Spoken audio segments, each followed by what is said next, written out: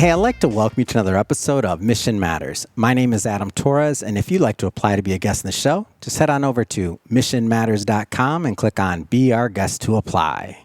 All right, so today we are in downtown Los Angeles, and we're at the WEConnect LA event that Justin James are putting on. Let me tell you, amazing speakers, amazing event, and I was able to snag Peter Lorimer before he goes up on stage next. So, Peter, welcome to the show. Thank you very much. Thanks for having me. All right, so we got a lot to talk about today. I definitely want to get into your work, but before we do that, I want to get into WEConnect LA. Give me the context. I know you're speaking next. Like, how'd you get connected with the organization, the crew? Like, give me some backstory. I've known James for a number of years. We met, I don't remember where we met, but I love the fact that I don't know if he still goes by Zillow Keller. Does he still go by Zillow Keller?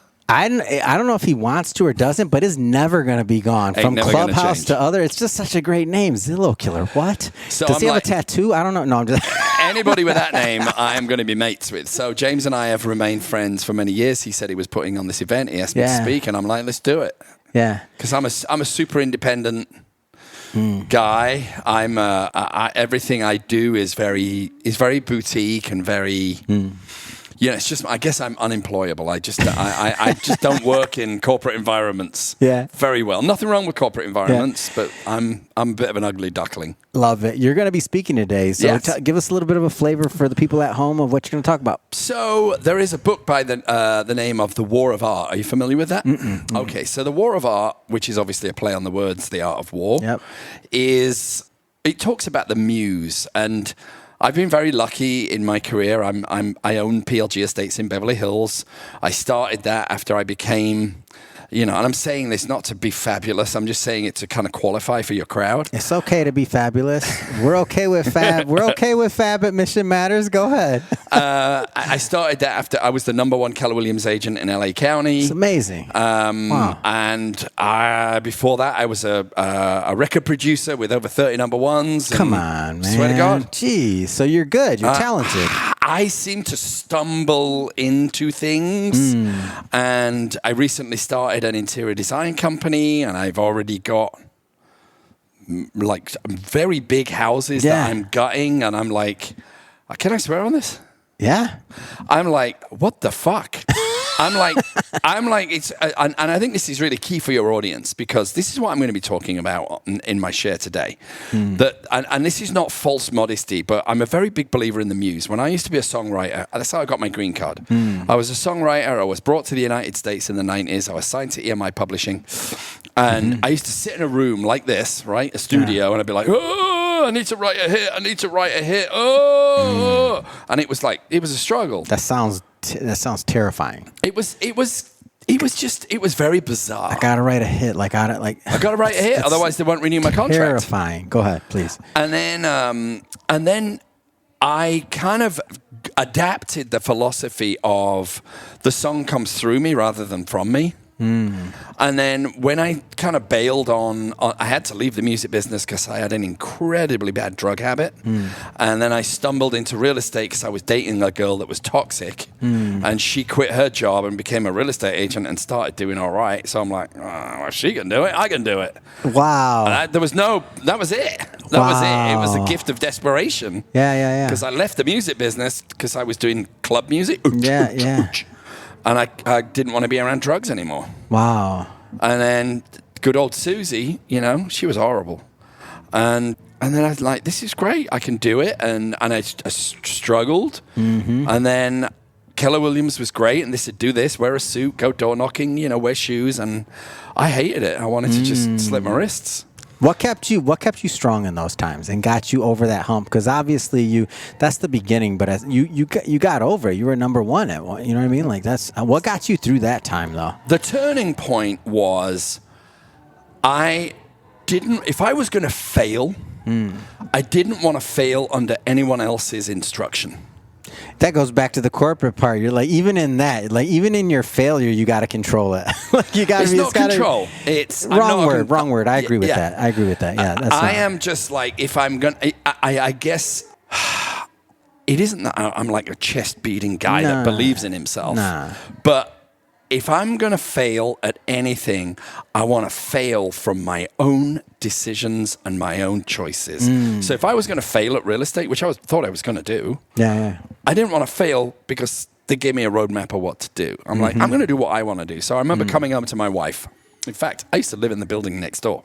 I came home to my wife in that building. And I said to Cindy, I fucking hate this industry.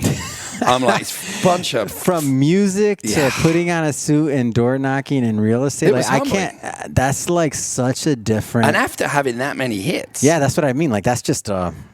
And I didn't tell anyone at Keller Williams what I did. Yeah. Oh, wow. I just shuffled in the back, and I'm like, hey, I'm a new guy.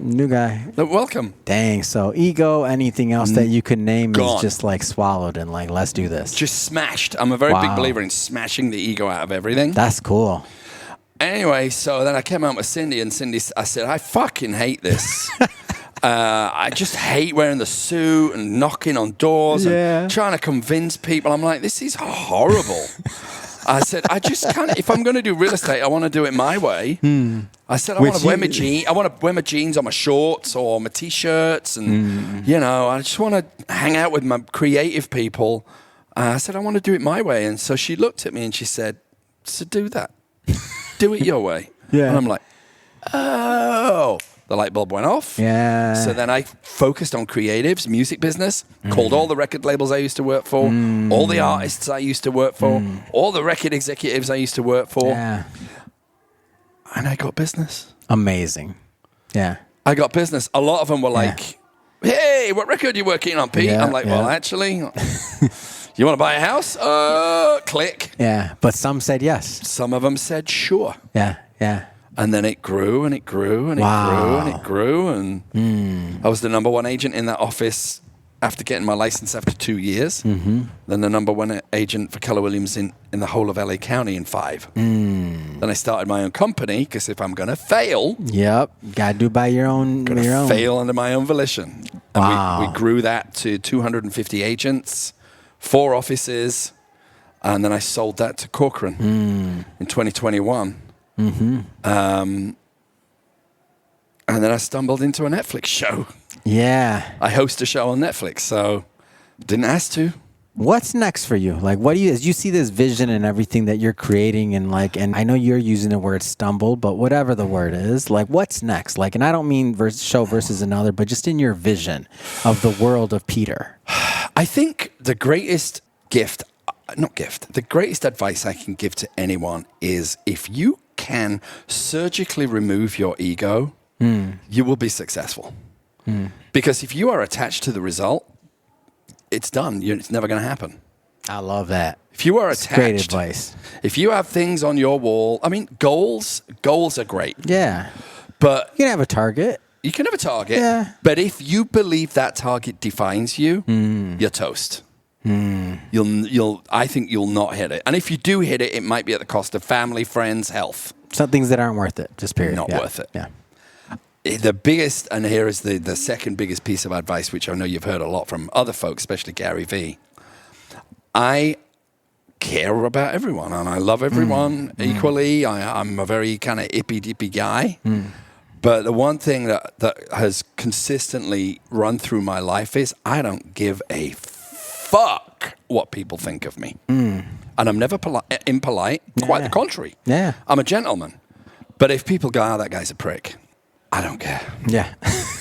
If clients say to me, you know what, I want to work with someone else, I might get a twinge. But I will then look at them, shake their hands and say, whatever is best for you. You're my North Star. If you feel you can get a better result with someone else, how can I help you get that result? I'll even help the other agent. And that is because I have smashed ego out of every part of my life. Now, I'm sure some is there. You're human. But I make the effort to have my navigation not dictated by any ego.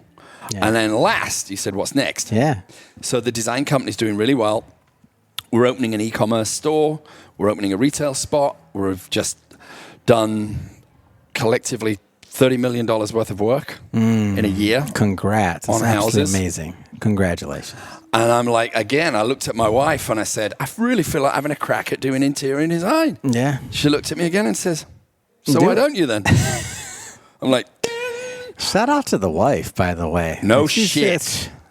That's the secret. You're next. You're coming on next. Cindy Lorimer is the secret to this guy's success. Right, Manny?